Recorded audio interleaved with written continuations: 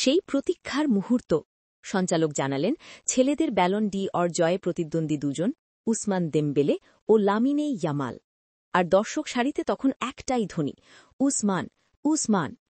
অবশেষে ঘোষণাটা এলো Ballon d'Or জয়ী Brazilian কিংবদন্তি রোনালদিনিওর কণ্ঠে, উসমান দেমবেলে। পুরো হল করতালিতে ফেটে পড়ল।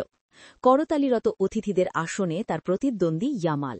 দেমবেলের চোখে জল, দুই হাতে চোখ মুছলেন, কিন্তু আবেগ চেপে রাখা গেল না। বললেন, আমরা একসঙ্গে এটা করেছি, মা, তোমাকে ধন্যবাদ। মঞ্চে উঠে এলেন তার মা। দর্শকদের চোখেও জল। দেমবেলে কৃতজ্ঞতা জানালেন সতীর্থদের, কোচ লুইস এনরিকেকে আর ক্লাব পিএসজিকে। আরও বললেন, রোনালদিনিওর মতো কিংবদন্তির কাছ থেকে এই পুরস্কার জয় অসাধারণ ব্যাপার। গত মৌসুমে পিএসজির হয়ে লিগ, চ্যাম্পিয়ন্স লিগ আর সুপার কাপ মিলিয়ে ট্রেবল জেতেন দেমবেলে। আর সেই অর্জনের হাত ধরেই উঠল তার হাতে ব্যালন ডিঅর। 2001 সালে মাইগেল ওয়েনের পর এবার প্রথমবারের মতো নিজ দেশের প্রতিনিধিত্ব করে এই সম্মান পেলেন দেমবেলে। সত্যিই অবিস্মরণীয় মুহূর্ত। এই আসরে দেমবেলের প্রধান প্রতিদ্বন্দ্বী ছিলেন স্পেনের তরুণ সেন্সেশন লামিনে ইয়ামাল।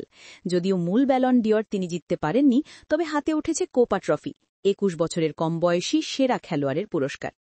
মঞ্চে দাঁড়িয়ে ইয়ামাল কিছুটা লজ্জা নিয়েই বললেন, আমি জানি না আমি কি বিগ ওয়ানের জন্য প্রস্তুত কিনা, তবে পুরো বিশ্ব জানে এই তরুণী আগামী দিনের ফুটবলের অন্যতম ভরসা। ছেলেদের পাশাপাশি মেয়েদের বিভাগেও ঘটেছে ইতিহাস। স্পেন ও বার্সেলোনার মিডফিল্ডার আইতানা বোনমাতি টানা তৃতীয়বার ব্যালন ডিঅর জিতলেন। নারী ফুটবলে এটাই প্রথমবার কোনো খেলোয়াড় টানা 3 বার এই পুরস্কার পেলেন। এখন তার নাম ফুটবল কিংবদন্তিদের তালিকায়, যেখানে আছেন প্লাতিনি আর লিওনেল মেসি, যারা 3 বার টানা ব্যালন ডিঅর জিতেছিলেন। কোপা ট্রফি পুরস্কার মেয়েদের বিভাগে উঠল বার্সেলোনা ও স্পেনের তরুণ মিডফিল্ডার ভিকি লোপেজের হাতে।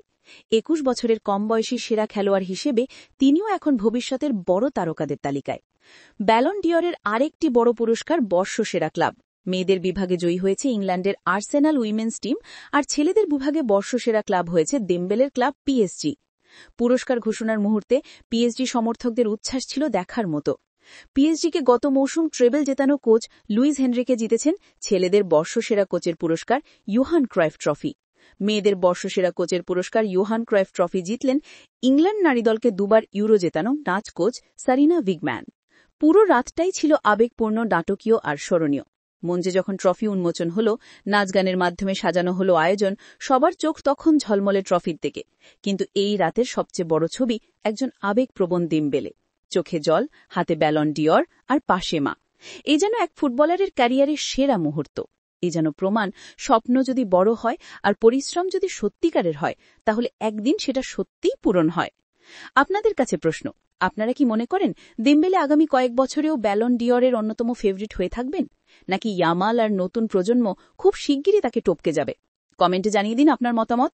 ভিডিওটা ভালো লাগলে লাইক দিন, শেয়ার করুন, আর স্পোর্টসের আরও আপডেট পেতে সাবস্ক্রাইব করুন।